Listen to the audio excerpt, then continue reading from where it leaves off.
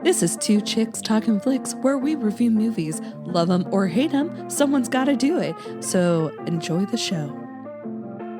Hi, I'm Sarah, and this is Two Chicks Talkin Flicks and anything else that gets in the mix. I am without April again this week, but never fear. We have the ladies from Media and Monuments, a podcast. We have Tara and Candice. Hello, ladies. Hi. So, ladies, why don't you tell our listeners a little bit about your podcast? So Media and Monuments, it's a weekly podcast it's a service from Women in Film and Video, and we are based in the Washington, D.C. area and kind of service the Mid-Atlantic, hence the Monuments of Media and Monuments. Okay. And we have, we feature conversations with industry professionals on a wide range of topics of interest to screen-based media makers. And we cater towards mostly independent makers. And because we are an organization that likes to support women and, equality and parity in front of and behind the camera, most of our guests are women, but not all of them. And it's just a ton of categories, interesting subjects. And we are wrapping up our third season right now. Wow. And I listened to the episode that Tara hosted with the last Blockbuster owner. And she Andy had Harding, mentioned, the general manager. Yeah, you had mentioned loving I Still Know What You Did Last Summer. And I Know What You Did Last Summer. Oh, I yes, Still Know was not very good, but yes. Right, the original, the OG. Yeah. And I was like, well, hey, we should do that. So here we are. So yeah, thank you for having us.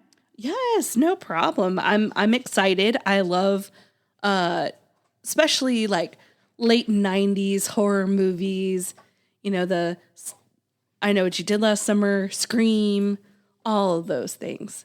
So I'm always excited to review them. And it's the same writer, I think, for the most part. Oh, is it Kevin Williams? Mm-hmm. Oh, yeah, yes. I did read it about that he did this actually before Scream, right? I don't know about that, but I do know he wrote the Scream franchise and the I Know What You Did Last Summer, which was pretty cool to hear. Pretty successful for him. Those are massive hits. Yeah. And of course it's based off of a book, but we can get into that later. As so many movies are. Right. More than you'd think. So, ladies, Tara, would you like to give just a brief synopsis of what the movie is about for anybody who hasn't watched it? Yeah, sure. If you've listened to, well, I was going to say, if you've listened to any of our podcasts, you not only know that Tara is a major lover of horror films, but if you have listened to that particular episode that we already referenced, you find out that Tara has watched I Know What You Did Last Summer quite a few times, but also back when it came out. So I don't know when you saw it last. I personally saw it for the very first time to get ready for this show about a week ago. So it's more an adult viewing for me and you were a teen, right? Tara, how old were you? I was not even a teen. 97. I didn't see it when it came out because I was 8 when it came out. Oh, and then I feel so old. Everyone's doing their math right now, I know. How old does that make you? But when it came into Blockbuster and you can rent it, we were 10, 11. We were tweens. My cousin and I would rent it, and it scared the bejesus out of us. Yeah, it was scary, but it was so good.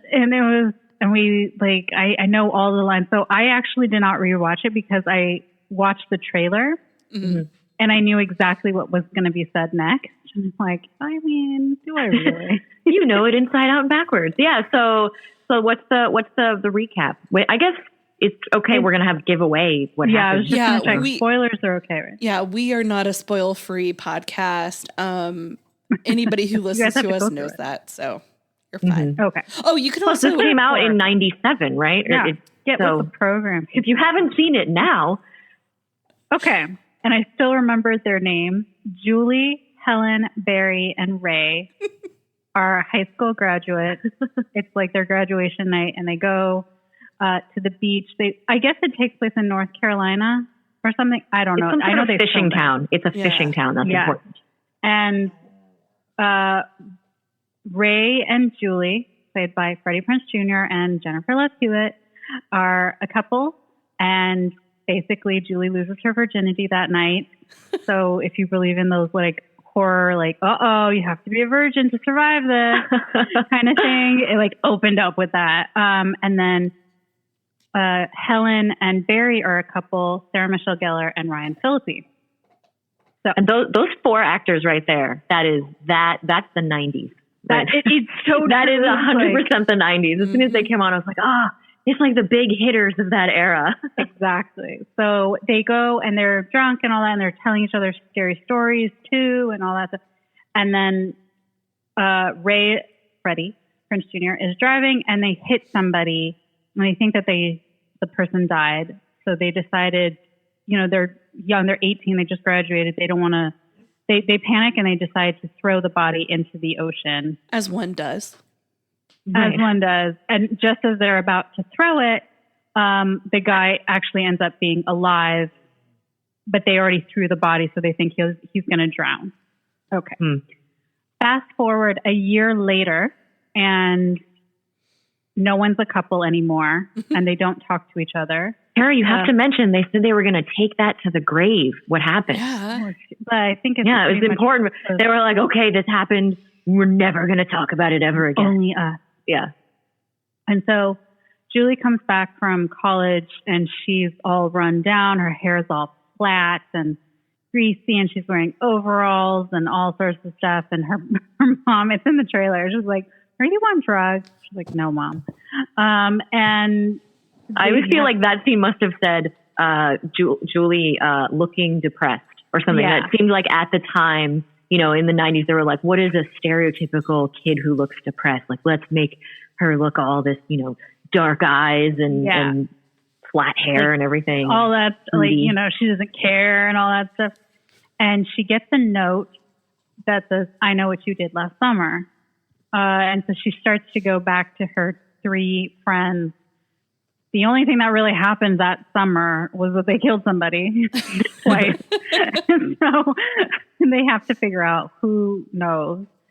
And then mysteriously, people are dead or die, and they're being harassed. Thank you. Ryan Phillippe has the best line ever. Okay, so Ryan Phillippe's character is chased and almost run over. Helen / Sarah Michelle Gellar's hair is all chopped up. So the guy was in her room overnight. And that's the creepiest one. I checked the closet because that's where that fricker lived, stayed and all that stuff. Your hair is so pathetic. Oh my God, it's such a great movie. And so then Julie, was it a dead body is found in her trunk of her car, all sorts of there's stuff. all kinds of tormenting that happens. I mean, kind of broader strokes. Yeah. It's famously, go ahead. Ray, Freddie Prinze Jr., got a note. That's well balanced. That's my favorite line. It's in the trailer too. It's awesome. You got a note? All of these things happen. And so they start to investigate what's going on, and they find out that not too long ago, before the accident, a woman was killed, we never really quite understood it. Well, since I've seen it more recently, do you want me to explain it really quickly? Yes. So who actually died before the accident even happened? Okay, so it's important in this film to realize and this is the spoiler. Right. So the movie actually opens up with a helicopter shot, because this is pre-drone. A helicopter shot showing a guy, very melancholy, sitting on the edge of a cliff, spinning a necklace thing that comes up later. And so I'm mentioning that because I have a question about it for later. But yeah, he's spinning this necklace. He's clearly sad about something. You find out it's 4th of July. And then when this whole thing happens and they hit someone, they're tormented by it later. And part of the reason Julie is so depressed is this has been weighing on her. And then when she comes back and they start investigating, you find out that she had done some research and they were waiting to see if a body came ashore and all these different things. And they had learned a little bit more, and they found out that summer when this happened was the 1-year anniversary of when this guy was driving with his girlfriend at the time. And she had gotten killed in an accident and he didn't. And so her dad and all the family and everybody kind of blamed him. So he was tormented by it. And then you come to find the sister of this guy as well. And she feels like he took his own life because he was tormented by this accident, you know, where the woman died and he didn't and everything. So that's kind of, it comes up later because that necklace comes up later too. So then they're all kind of on this investigation together to find out who's giving the notes, because they're like, who saw us that night, who could have known?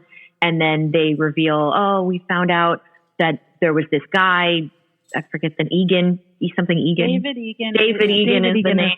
The man who had killed his girlfriend by accident in a hit and run. Hey now, Tara, who was not in a hit when and run. She died. You're like, you're straight up blaming Wasn't him. The point is that he was in a car accident and she died. He didn't. Right. He was the driver. That was in 95, let's say. And then in 96, he's depressed. And then we think, gets hit by the 4 teens. Spoiler alert, he's not. Because they put all this fun and fancy quote unquote gore where when the kids are looking at the body after they hit it, they're like, his face is too messed up. So they never really got to see who it is. Yeah. Of course. And then when they dump it in the water and he like wakes up and grabs the crown or whatever. Oh my gosh, that was the first laugh out loud for me. But I don't find these movies to be scary. I find them to be hilarious. But when you're 11, so wildly implausible. Yeah. But it was, so that got confusing. And we find out basically the father of the girl that died in 95, if you will, it is assumed that he has killed David. And then he gets hit by the car, by the drunk teen. And so it's him who already has a vengeful he's a bit off. Yeah, so then he's getting revenge on the teens who tried to get away with a hit and run. And so you just keep thinking, and I remember my cousin and I would argue about this since we saw it. We were like, no, the dad did it. No, wait. The dad, wait, what? And it was so confusing. Yes. And I think the last time I watched it fully was a few years ago when my friend came to visit me and in DC because we grew up in Chicago, and we watched Halloween H2O, Scream 1, 2, and 3, and I Know What You Did Last Summer. It was like a free for all. We're like, oh my gosh, this is the best thing ever. Lots of screams. Yes. The classic for those. Wait, so Sarah, how old were you when you saw this for the first time? In 97, I was probably in like 7th or 8th grade. Okay. Around there. Yeah. Yeah. And I don't know if I would have felt differently about the movie had I seen it back around that age as well. But I saw it just for the first time now. So, but I was watching it with an open mind, knowing it's not gonna, it's a classically 90s movie. And it's classically not meant to be the most terrifying, scary movie ever made. It is campy. It is cute. It's very 90s. The makeup, the hair, the outfits. Well, and every character is like an exaggerated trope. You know, Ryan Phillippe's like the jock who's a jerk, you know, and he's like, oh, you kind of hate him a little bit, but they gave us, you know, like shirtless scenes and everything to be like, ooh, he's a heartthrob at that, you know. And Sarah Michelle Gellar's character is very much like to be like the literal beauty queen, because she's a beauty queen in this, and that's why her sister, who they make out to be such a raging bitch, is always making fun of her, being like, why do you care so much about your hair? Yeah, you care so much about your. When I saw that though, I was like, oh, it's the woman from The Wedding Planner. Yes, yep. That's what I remember with that. And then they make, you know, Jennifer Love Hewitt is the nice, brainy one, and Freddie Prinze is like the sweet guy, you know. So they all have their very classic he's little the character. poor guy, you know. Right. That's true. I was like, you have like, aren't all of them poor except for Ryan Phillippe's character? I guess, yeah. But I don't know. I guess if you're the girlfriend of Ryan Phillippe's character, Yeah. you get all that by association. I guess Ray and Helen are supposed to be the poorest. Yeah. And that Helen had her beauty that would get her more in life, and then this happened. I just also found, I don't think, was Barry that common a name in that era? I know it's just weird because all I know is I was like, Barry. As soon as they announced the names, I was like, really? In the 90s, you're just having a high school kid named Barry? And that's the other thing is when they go undercover, if you will, and they decide not to use their real name. And they use Jody, and what was the other one? I forget. But they're going to see Anne Heche, who's the brother of the Egan. But as I got older and I'd rewatched this movie, I started noticing what they were doing because they're doing callbacks to actual like real horror films. So like Bug Me, is it Jennifer? No, what is it? Oh, anyway, it was so good. So she's like, Jody, we need to go, right? And they're like, yes, that's right. And so I just remembered that. But they also have those tie back to, I think it's Jamie because of Jamie Lee Curtis. I could be wrong though, but yeah, it's still cool. I just love it. Yeah, it's ridiculous. I kind of feel like when I was watching it again, I was like, I wonder why this wasn't as popular as Scream. And I feel like a part of it is because it's kind of lame who the killer is. I guess. You know, well, didn't Scream come out first? It did, but I'm pretty sure I read that he wrote this first. Yeah. And he wrote it for, like, I did read it the other day, and it was something about how he had all the characters, and it was supposed to be a different movie, and then he just kind of worked it into this. And, well, he gave the killer the iconic hook, you know? True. Yeah. This one tried to have we're in a fishing town, and we're going to use that, like, ice hook and make that what they show for every scene where you see him in the rain flicker. Whenever I always associate, you know, that ding, ding, ding, ding of a fish town. I was like, I know what you did last summer. That's the way I know. I didn't know about that before this film. So even today when I go into a fish town or whatever, and I hear that little bell, I was like, oh my God. How often I know what you did last summer. How often are you in fish towns? I mean, like in DC area, you have like it's different wharfs and things. Wharfs. Yeah. Also, Tara travels a lot. She's our resident Carmen Sandiego. She bounces around the globe because she's a digital nomad. So yeah, it's always like what time zone is Tara in right now? So I mean, I was like in Cape Town earlier this year, and that's a huge. I mean, it's right off the coast of the Atlantic and stuff like that. So you would hear it, and I'm like, oh, I know what you did last summer. It's amazing how those memories form. You know, there's a lot of them. I think we all probably have some formative memories tied to movies, especially at those ages.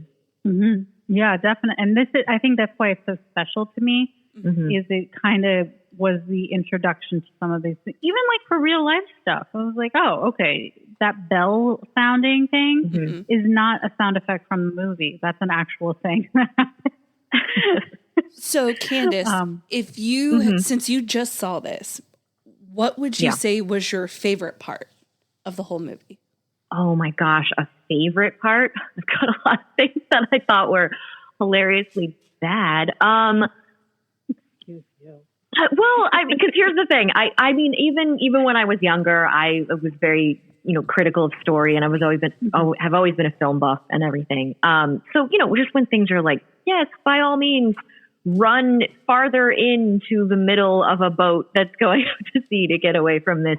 Oh yeah. Like just things where I'm like, that's just, to be fair, Helen did the best job she could, and she easily had the worst death because it takes the longest. Yeah. Yeah. Well, I mean, it's hard for me to not see all of the things that I would be like, oh my gosh, look at that. Like the whole part with being in the ice in the boat, in the little storage vessel area. It's like this little pet peeve of mine when fake ice never makes anybody wet. like, well, that's gelatin. I know, but I'm like, ice makes people wet, and then they just emerge perfectly dry, and they're just hanging out there. I'm like, you'd be all red and wet and cold, but whatever. That's a side point. But no, I don't know if I can pinpoint a favorite thing. I thought overall, I went in knowing I was going to be like, here we go. It's going to be a corny 90s, pretty dumb thing. But overall, I was pleasantly surprised. Yeah, it was entertaining enough. The characters, some things escalated really quickly. I actually loved getting the memory of seeing the previews for the movie when she's doing the spinning on the street, like, what are you waiting for? Yes, that's my favorite scene. part. I was like, oh yes, I remember reenacted that preview many times. Yeah, so things like that are kind of fun. Especially some things that are really noticeable that you're like, well, man decided that. She's very quite busty. Yeah. Boobs go with horror movies. I've said this before. Goes with horror movies. And every time I have like a tank top on or something, and my friend would be like, that's a lot of cleavage. And I'd be like, what are you waiting for?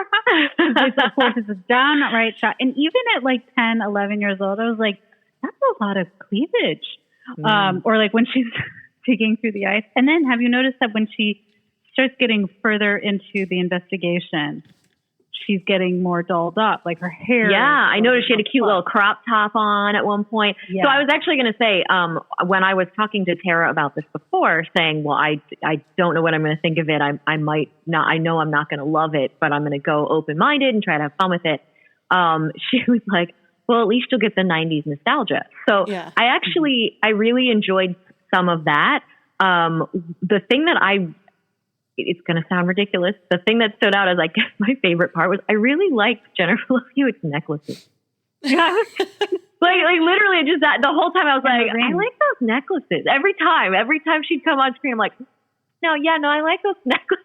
Because actually that fashion's coming back right now. So I was actually watching it with a critical eye being like, ooh, what to pull? I was like, that's right. Crop tops are back and, pants that fit different ways than we're used to, or throwing back to the 90s. So I was like, okay. And I did notice, in speaking of fashion, that Jennifer Love Hewitt really lucked out in the end where all of her running, being chased, horror stuff, she's in sensible shoes and pants. Right. And Sarah Michelle Gellar had to be in heels and then barefoot and in like a fancy dress. So I just thought that was, I just remember thinking, yep, Jennifer Love Hewitt won on that one. Also, the guys always have nice sweaters on in Scream and in I Know What You Did Last Summer. And that's because they're rich. If there's a nice sweater on, dead. Virginity be damned. It's about the sweater.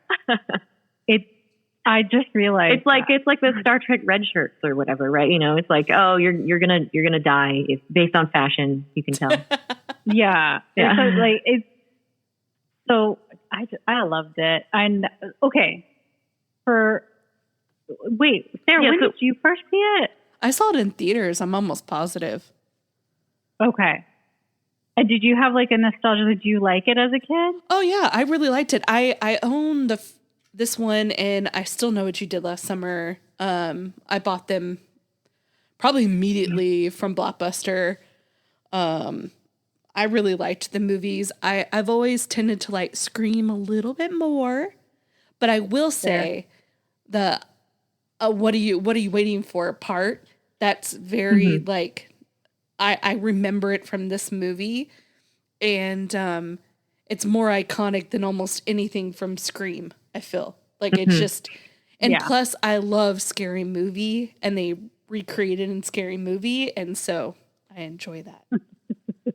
Yeah, my housemate was just talking about that it's one of the best things like parodied in Scary Movies is this movie. So Candice, would you watch this again? Not willingly.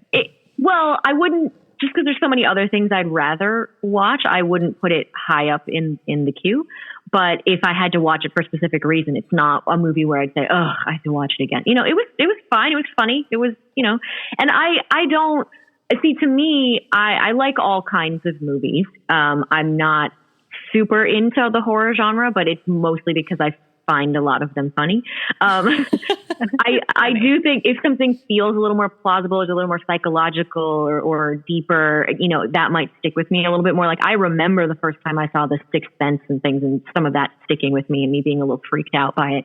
But things like this, where it's about some gore and jump scares, that to me is just funny. So if someone wants to see it, fine, I'll watch it, but it's not my favorite genre. So yeah, I'll think, like, if you really wanted to see, if you wanted to do a screamathon and an I Know What You Did Last Summer, I'd be there, but I wouldn't. I don't remember I Still Know What You Did Last Summer, but I know it was bad. It was bad. And yeah, I haven't seen I Still Know. No, what is it? I'll Always Know What You Did Last Summer. There's a third? Mm-hmm. It was made like 15 years later and has nothing to do with anyone. And it got so bad, but I haven't seen it. But I have seen the television show that came out a couple years ago. And they made a show out of this too? It's even more complicated. It has to do with twins, and it's just. There's always twins. Twins to me is just so tired. Did you watch it? No, I watched the TV show, but I didn't know there was I Know What You Did Last Summer. I Know What You Did Last Summer. TV show from Amazon Prime, and it's awful. It sounds awful. I mean, I don't think I don't think anybody expected it to be, cinematic gold on the, short list for awards or anything. I had to read multiple articles to be like, who died and who knows what? Like, who actually knows to write the note? Like, I don't understand it. And they're like, well, this person, well, hold on. And all the articles were like that. And I'm like, exactly. It's so complicated. It doesn't have to be. And so that was one of the biggest frustrations. And they're all based off of a book. And the writer famously hated, well, she died before the TV show came on, but the whole book was based off of her own daughter was killed in a hit and run. Oh. And so it was a book about what if you did a hit and run and the consequences of that. And actually, no one actually dies in the book. Yes. Yeah. The teens and stuff like that. But so when they made I Know What You Did Last Summer, the movie in 97, released in 97, she was very upset with it because she was like, well, it's defeating the whole purpose of why I wrote the book.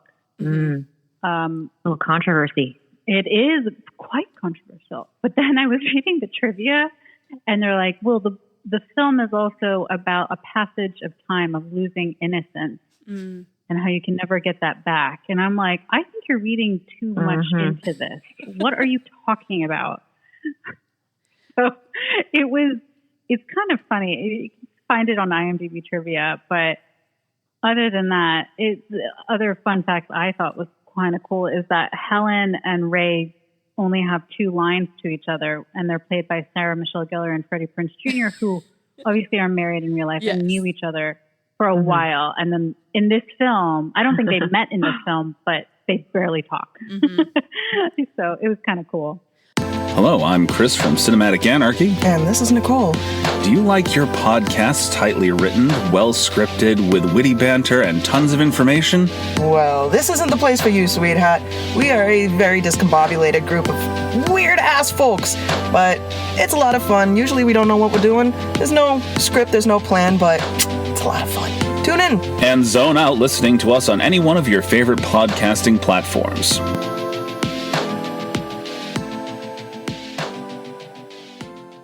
We left off on them being a couple. Yeah, real life couple.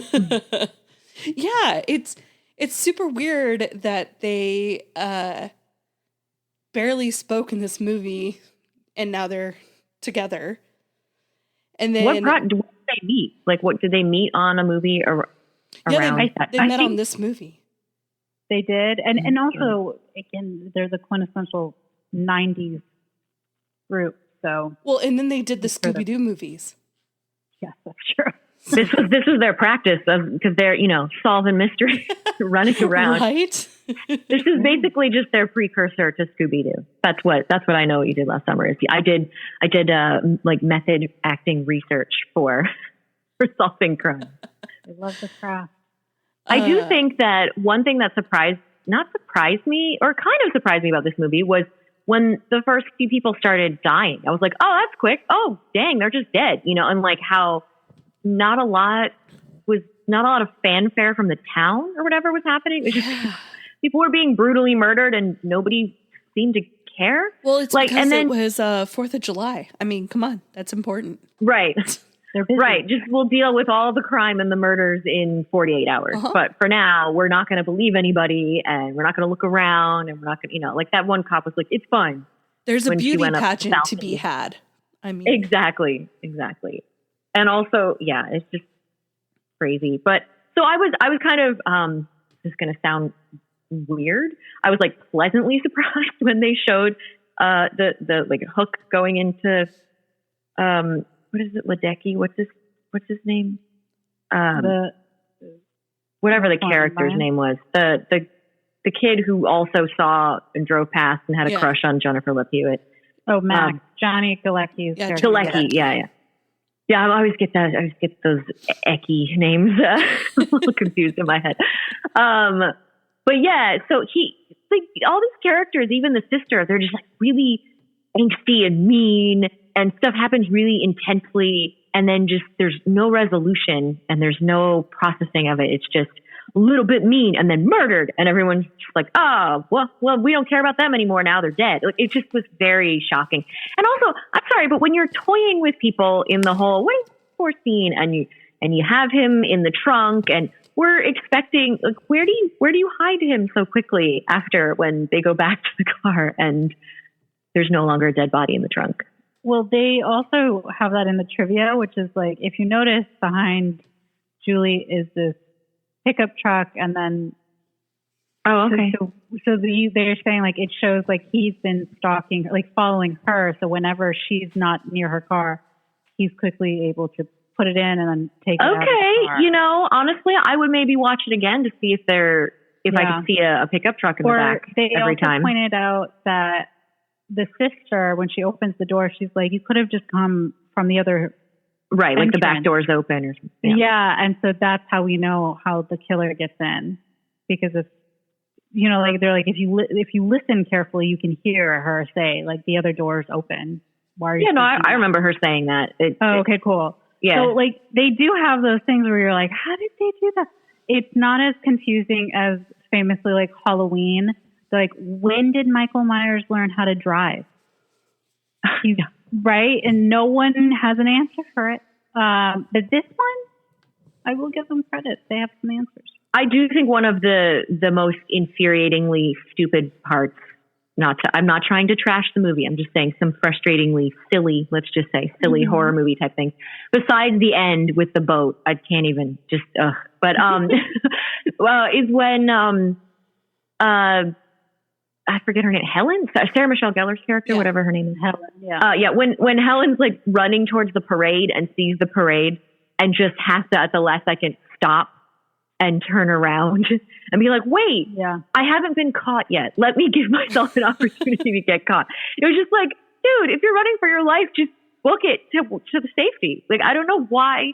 It's like when villains monologue or something, you know, you're like, this is just dumb. Like, it's just dumb. And it's just presenting an opportunity for something obviously bad to happen. Well, so I understand why the band doesn't hear her when she is being murdered or being attacked in the alley.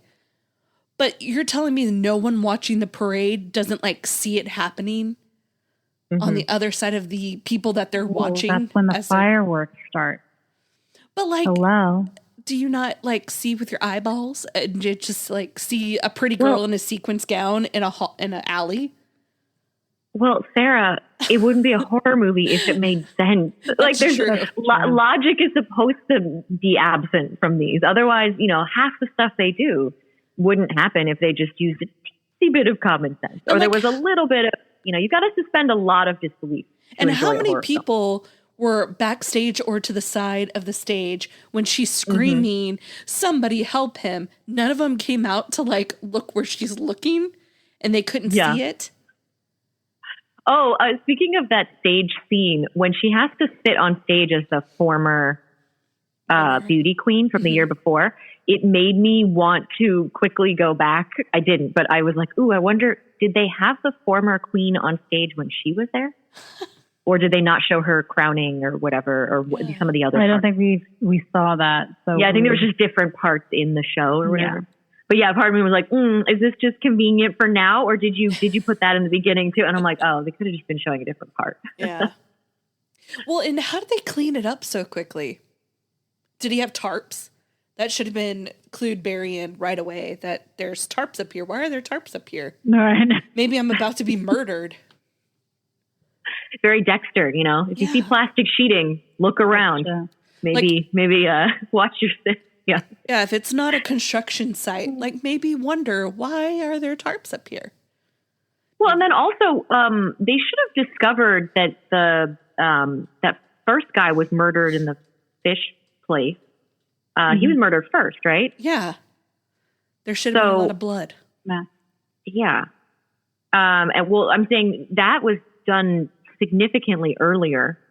And even the like almost rundown of Ryan Phillippe's character, that like, was there any police involvement? I know that they didn't want to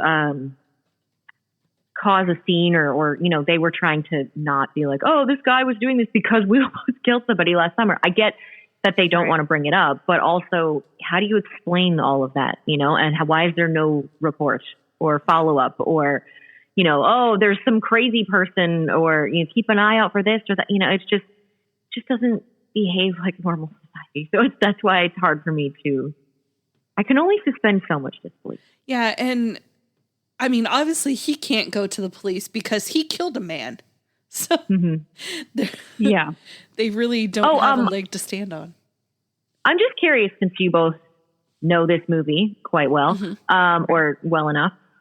So, you know, the way they have at the very beginning, the necklace from the daughter spinning around and that the boyfriend or whatever is holding.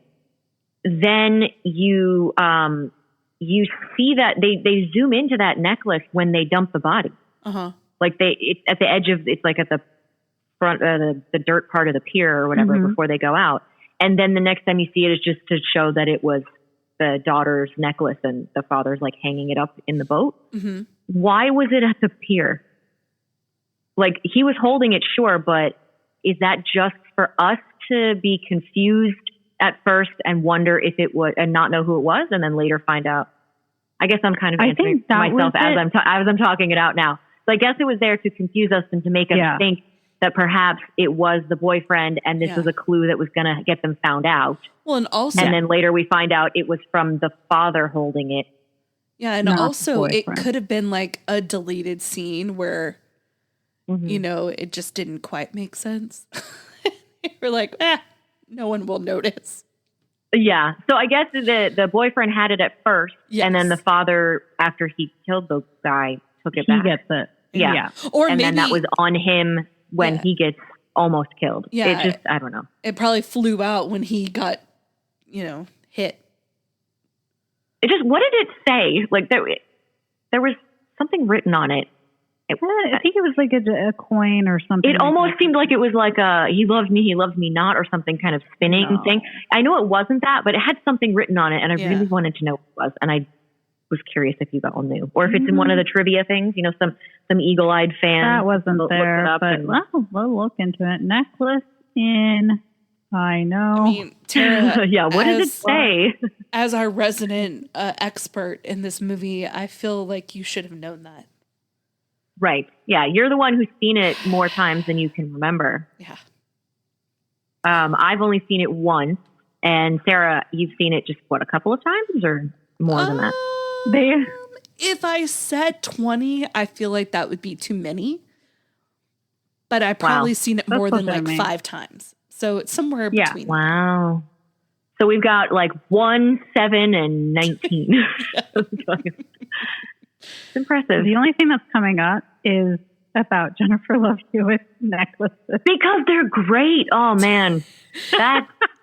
Those were good necklaces, like the layering and So that was my favorite part. My favorite part of the film was her necklace.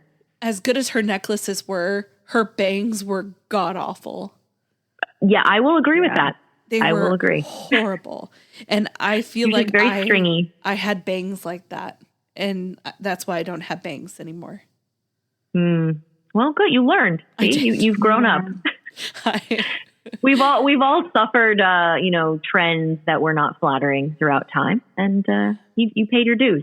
So, if this isn't your jam, what movie is your jam, Candice? Oh goodness, I am one of these people that cannot pick a favorite.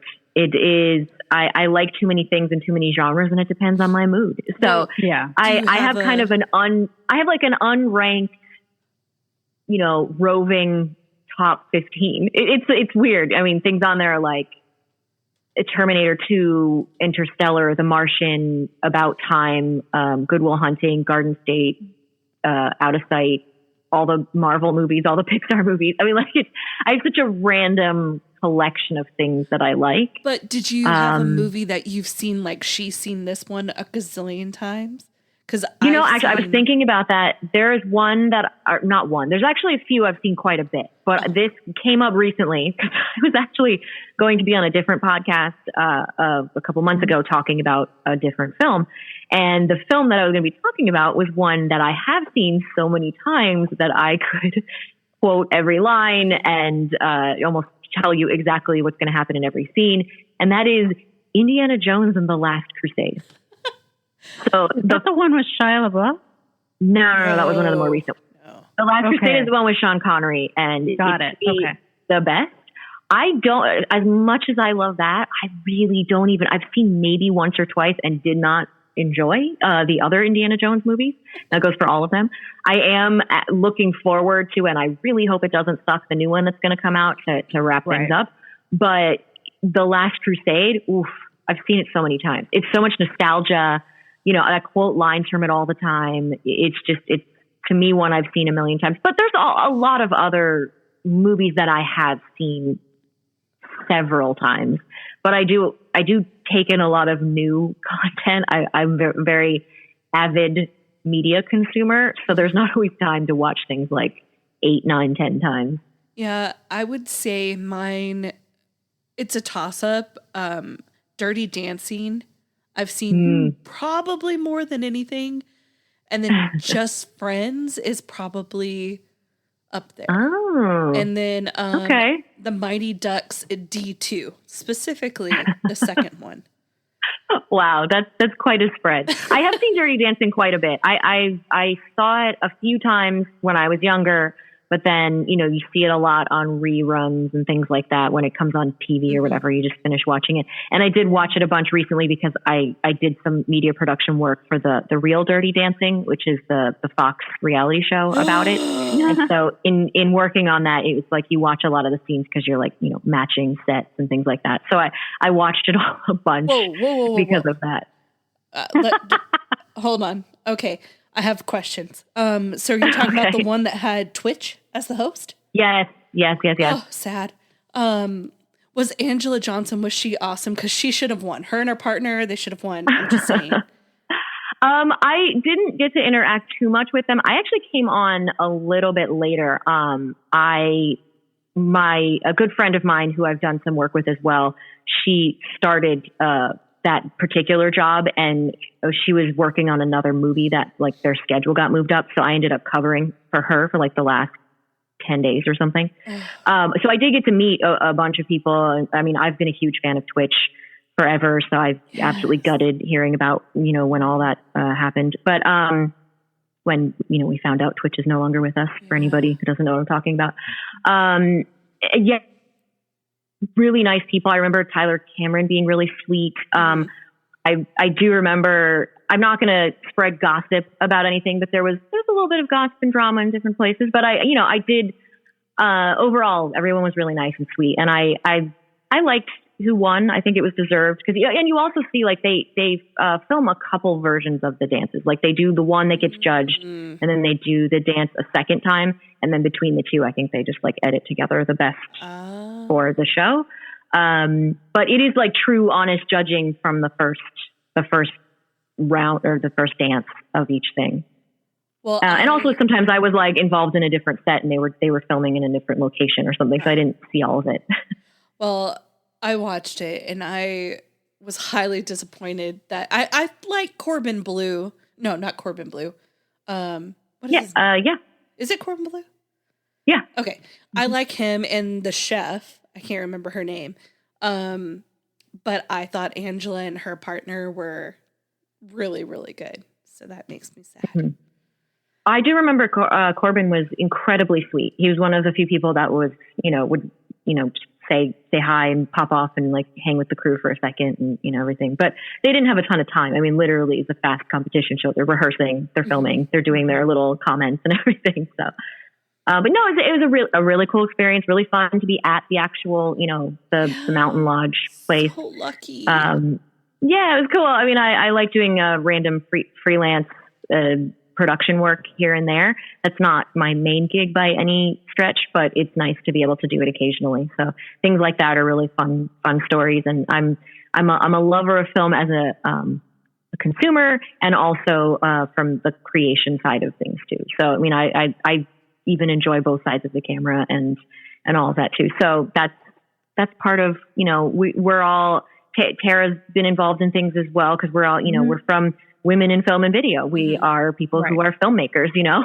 and we're talking to different professionals about how you get things, made and the process and different things. So shameless plug again, but yeah, check out Media and Monuments.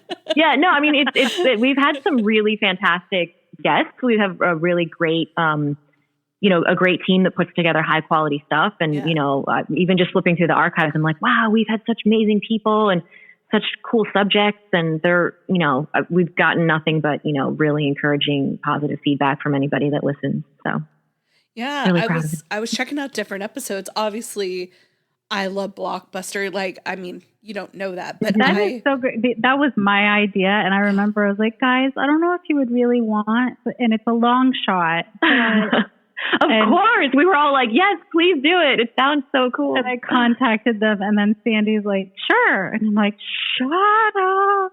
And it was so exciting. I'm literally looking right here on my desk. What I put my phone on when I record our backups is one of the knit Blockbuster hats that Sandy makes because I bought one. Oh, did you really? Yeah, it's literally, I'm looking at it right now.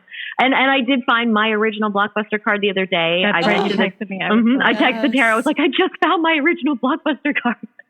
Yeah. It's amazing. Those memories. Oh yeah. Like so much nostalgia. So this, I mean, I do like that this movie brought us back, nostalgically to that era when things like Blockbuster were there and you go in and pick your movies and everything. And you guys have memories of this movie tied to Blockbuster as well. Yeah. And like you couldn't make this movie the same way that they made it nowadays because it would be like of course, like so many things are problematic though, and an Instagram tweet or a DM be like I know what you did, it just it wouldn't feel the same. It wouldn't feel as authentic as it did.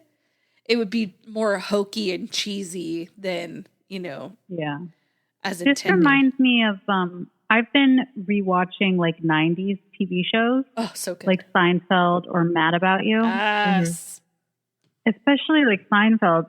Half of that plot, like half of those episodes could not happen today. Right. Because you have cell phones and you have Google Maps and all sorts of stuff. I was like, how do we have any I guess we even have sitcoms anymore, but yeah. I mean, like Modern Family and things like that, and it's obviously. I mean, that's the thing. Everything is of its era. I mean, you can't. The psychological thrillers and the horrors of today use things like cell phones. I mean, stuff couldn't be done the same way in the past because of no security cameras anywhere. But now people could get away with everything. Well, and now there's just a different way to handle it. There's like all kinds of technology that gets incorporated into it, and it's the stories still exist. You just have to be clever about how you do them in the era that they're supposed to be set in, which is why I think a lot of people set movies in older times. Yeah, there's a lot of periods and like, oh, we're going to do it set in the 80s or the 70s because this is when you can do something like this and not have to worry about all that tech. Well, since you guys love the 90s, I have a question for you. This has nothing to do with this movie, but I have a question. Okay. So at work next week, they're having like a weird spirit week, and it's 90s spirit week. And one of the days you're supposed to dress in 90s attire. And then the second day you're supposed to dress as a celebrity or a sitcom from the 90s. What would you guys dress as? For sure, I do something. Oh my gosh, do like Daria or something. Yeah, that's good. No, but for the fashion, well, it depends because you could also do different ages. I mean, I don't know. I always think back, or was it the 80s for the hypercolor shirts and everything? But definitely, you could do like like chokers and crop tops. I remember I was on a skee-ball team once, and we did like a 90s throwback, and I remember putting on those outfits. You could do a lot of the music stuff, like the Britney Spears. Oops, I did it again. No, sorry, that's 2000. Hit Me Baby One More Time. Hit Me Baby One More Time. Yeah, that becomes like a 90s staple. To do a sitcom, I would do Friends because that's. But everyone's going to do that. I kind of like the idea of swinging a little off. You know, a little with bit. My hair, I could pull off Julie Louis-Dreyfus in Seinfeld. That's true. I could do that. yeah, and like wear a long floral dress that does not flatter you, but just dance like Elaine. Well, it depends because, you know, there's a lot of things that happen. Are you talking early 90s, mid 90s, late 90s? Yeah, they just said 90s. So yeah, that's a wide open field. That like the weird eyeshadow thing where you went all the way to the eyebrow. Like one thing I thought of is wearing a dress with the t-shirt under it. Yes. Yes. That happened a lot. That's so true. And like big chunky shoes. Yes. Ooh, I thought about very chunky, like fake Doc Martin sandals. I just don't know where to find them because I used to find them at Payless, but Payless doesn't exist anymore. Oh, you know what though? They're coming all back around. So, yeah, true. You know, it's probably in stores now. They might have something. That's true. Yeah.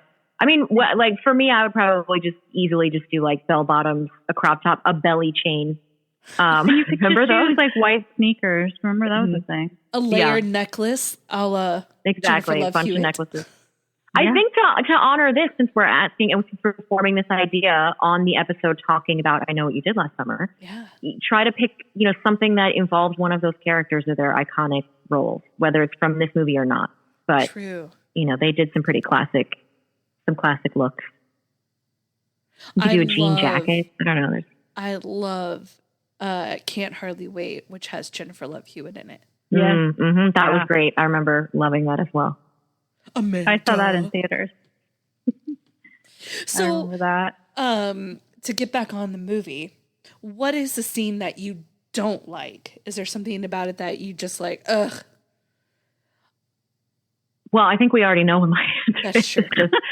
How dumb everyone is in these movies, you know. But I also think it was a little weird and kind of mean how they just made Anne Heche just some kind of like dumb, creepy bumpkin character for no reason other than trying to manufacture a little like, ooh, you know, like, oh my God, she's holding a knife. It's like, okay, right, whatever. Like, I don't know. That to me, just the general stupidity of it bothered me. Anytime I think of Anne Heche, I think of her in this movie. Yeah, really? Oh my gosh. Like, I don't I think know of her more in like 6 Days, 7 Nights or something like that. Cause I'm, you know, that's another Harrison Ford thing reference actually. But, I didn't watch as much, of those kinds of earlier things with her.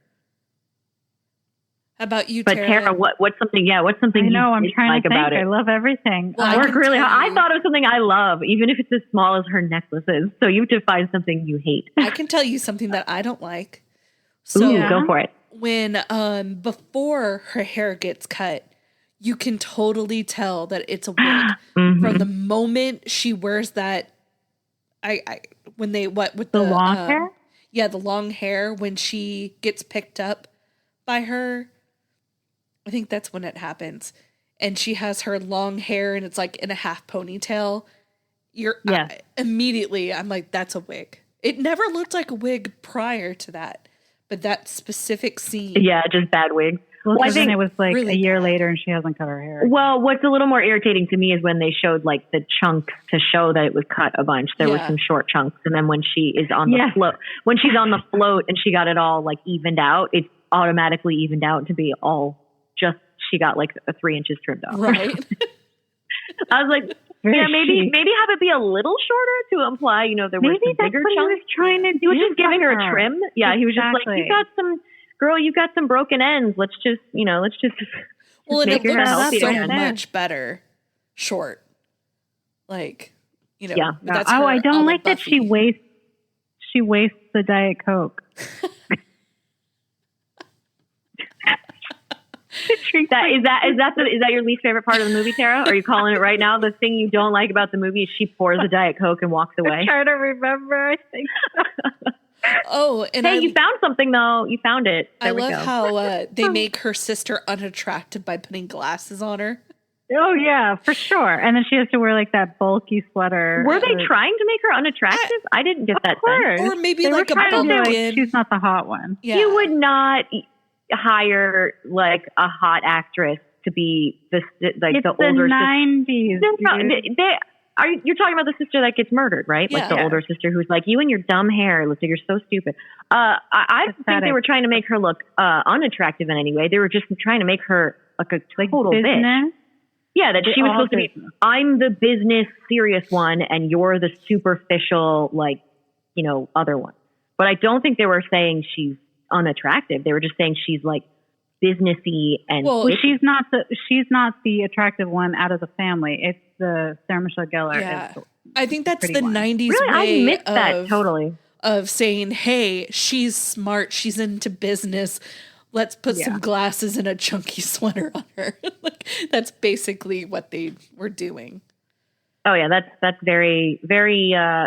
Sadly, it's still used today a lot. That glasses equal brain. Because if you look ridiculous. at how Helen is dressed, also she has Flashy. little tighter, little shorter shorts or skirts and all sorts of stuff. But she's a little bit more put together. Like everything kind of complements her figure.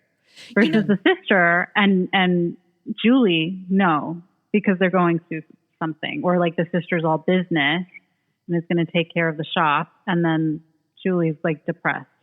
And I just feel really bad for that family. Is I it just weird feel really to- bad for that family. Both daughters got murdered that summer. Like that's true. Well, the rough. dad is useless because remember he's like drunk. I was going to say the staring dad at doesn't care.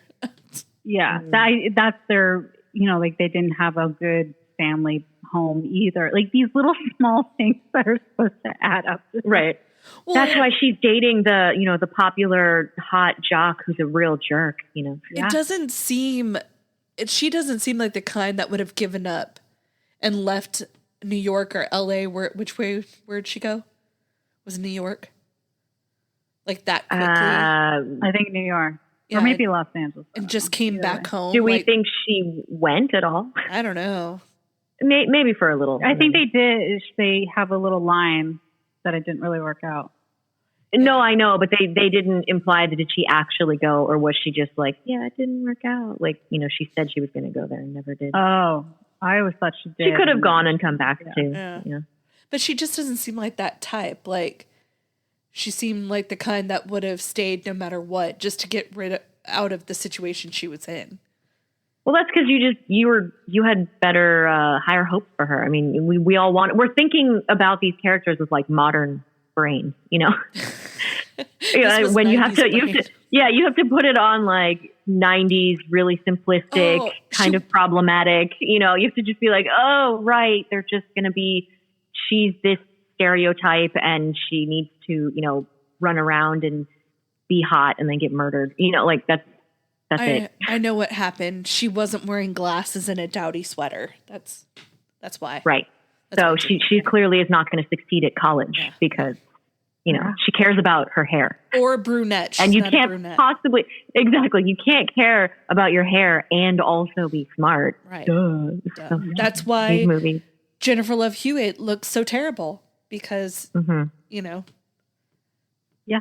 This is probably why I'm glad I did not it. watch that many of these movies when I was younger. In formative years, I did not get these messages that are not the healthiest. Well, is there anything else you guys have to say about this movie? Go watch it. I mean, I think it's like quintessentially a corny 90s horror flick. Yes. You know what I mean? It satisfies that. So if you want something that you don't need to pay attention necessarily all the way to, or you just want to put in on for laughs a little bit or for the nostalgia, yeah. I mean, I don't regret it. There's definitely movies I've seen where I watch it and I'm like, well, I can't get that time back. You know, this one, It was fun. Now I feel like I can chat about it with other people and get some, references a little bit more. And for the general cultural literacy of it all, I like, knowing or seeing things that were really popular. Because then, there's, now if Tara sees cleavage and she says, wait, yeah, I know, I get it. I get why. How about you, Tara? Anything else? I mean, I really like it, and I really do want to go back, go to the last Blockbuster and rent it and go put it back in this little mail slot as soon as I rent it because I have nowhere to play it. But I'm almost positive mine has now. the little sticker on there from Blockbuster that it was previously viewed. Oh, nice. That's cool. That's awesome. All right, so we rate the movie. So we do it on a 10-point scale. Okay. So if you feel like it's 5 out of 10, it might be 5 out of 10 Helen haircuts. So name something from the movie and give us your rating. Let Candice start first. Okay. I give it 6 out of 10 Julie necklaces. Good. I like it. How about you, Tara? I'm going to give it a well-balanced 10 out of 10. Do fisherman hooks or something. I don't know. I feel like somebody... No, because his line is that's well balanced. And I'm like, yeah, man. I swear, if I don't remember this point. I really don't remember that line. When does he say that? He says it when they all meet up at the fishing yard and they meet up with Ray. And Ray's like, I got a note. He's like, Helen got her hair chopped right. Yeah, okay, I remember now. Julie has a dead body. I get run over, and you get a note. That's well balanced. Gotcha. Okay. I will give it a 7 out of 10 unwet ice cubes. Nice. I like it. Well, all in all, it's a pretty decent average. I think I was, I'm sure people were expecting me to give it like a 4. I mean, technically it's like a 4 or 5, but I think for the camp and the fun, I'm giving it a 6. I'm being a good sport, Yeah, exactly. And I think that shows it is a movie that it's enjoyable. Yeah, movies are entertainment. The other two. I will not watch the other two because I know that they're worse. I will still, at some point, try and watch the I'll Always Know What You Did Last Summer. And I might watch I Still Know What You Did Last Summer. It's weird. I just saw a TikTok about this trilogy last night. And I was like, whoa. Oh, really? That's so because bizarre. The 90s are back. The 90s are back. This was a fun one, I think, to watch and to talk about now because we're heading into the summer in an era when the 90s are surging back. So if one of those other movies is on in the background at some sort of 90s nostalgia party, I'm not going to turn away. But but I'm not going to seek it out. I'm going to watch a lot of other stuff first. Well, if you want people to find you, where can they find your podcast and you ladies at? Our podcast, Media and Monuments, is available on basically every single podcast platform. So anywhere where you get it, just look for Media and Monuments. You can also find it at WIF as in Frank, V as in Victor.org/podcast because we're from Women in Film and Video, WIFV. So that's a great place to find it as well. And then in terms of personal stuff, I don't know, Tara, you can go first. I also have another podcast, which is Who Was She podcast about women throughout history. And you can find me on Twitter and on Instagram and everything at Tara_Jabari. And in terms of my personal stuff, I'm a visual artist as well. So I pretty much do my social media for that stuff. I'm kind of doing some more for podcasts as well. So I have a new account, but I'll just plug the one that's more my artist one that exists, which is at Little Dice Creations on Instagram. There's also a website there, but that's got all of my, it's like got my link tree. So you can go there and then find a link to the podcast as well. Well, great. Thank you ladies so much for being on. Well, thank you so much for having us. This was a lot of fun. And we always support fellow ladies and just fellow humans who are fans of movies, like entertainment and movies are such great, wonderful things. And we love stories and visual stories. And, clearly it's something that brings people together. So yay for celebrating the art form. All right, guys. Well, if you want to find our podcast, I mean, you're already here, but you can look us out on Two Chicks Talkin Flicks on all platforms. We have a TikTok, a Gmail, and until next time, bye. This episode was produced by Two Chicks Talkin Flicks. Music was produced by Michael Girvani. If you like this episode, please like and subscribe. If you'd like to be a part of the show, have a movie suggestion, or just want to give us some love, you can email us at twochickstalkinflicks@gmail.com. Thanks, guys. Toodles.